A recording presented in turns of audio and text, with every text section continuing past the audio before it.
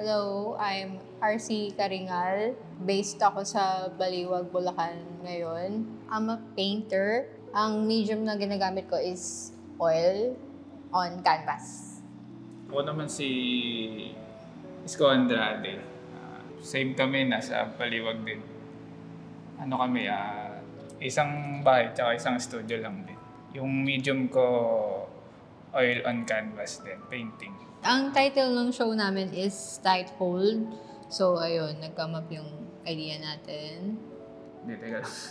Late kasi namin naisip yung title. Kumbaga, yung pares kami ng nararamdaman na may kanya-kanya kaming bigat na dinadala. Para hindi naman totally negative siya. Kumbaga siya yung same kami ng phase na tinutulungan namin yung family namin. Na at the same time, kailangan namin mag-umpisa para sa aming dalawa. Para sa aming dalawa. Ganun, parang sa akin, mga nakatali siya kasi parang hindi mo siya maiwasan yung pagiging, yung kailangan mong tumulong dun sa family mo na nahihirapan, na hindi mo sila pwedeng pabayaan. Kumbaga, hindi naman talaga siya inatas sa'yo or sa amin, pero nandun yung dapat namin silang tulungan. Yeah, parang nandun kami sa situation na ino-oblige namin yung sarili namin kasi parang kami yung may kakayanan. Though wala namang nag-aatas sa amin ng role. Siguro, mabait lang kami. Parang ganun. Siyempre, di ba, sa Filipino family culture na parang kailangan mong tulungan yung sarili mong family. Parang ganun, medyo ganun yung concept ng show namin. So, yung sa akin, more on figurative. Pero, kung mapapansin nyo, walang masyadong face. More on hands ako, legs, ganyan, body, ang focus ko. Para, in general, yung tawag dito, wala akong pino-point out na subject or kung sino man para sa lahat to. Kung sino man yung nakaka-feel ng same situation namin.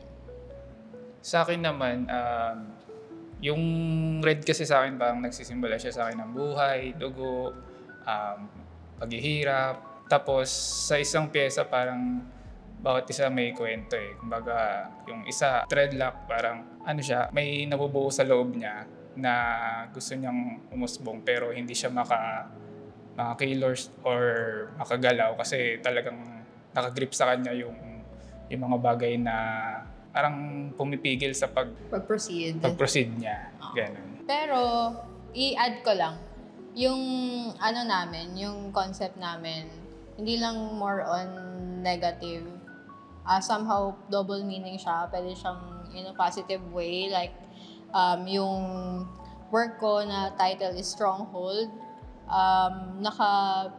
Ang painting ko dun is pwedeng ina-uplift mo yung tao or at the same time, parang hinihila ka rin niya pababa. Tapos nag-decision din kami na gumawa ng first collab namin. Nung una, sobrang hirap gawin. Yeah. Or isipin kung paano mapagsasama yun. Kasi ang layo although realism pareho, pero iba yung atake technique. Magkaiba tayo ng style. Ganun. Yun, kaya sobrang challenging sa amin itong collab piece namin. Parang yung iniisip pa lang namin yung gagawin naming subject. Kasi sobrang, yun nga, nabanggit ni Isko na magkaiba kami ng style. Siya sobrang smooth, yung niya, soft, yung pahid niya. Tas sa akin, textured, diba? Kung ibang artist yung mag-iisip nun, sobrang challenging lang. Pero yun, nag-come up naman kami ng okay na.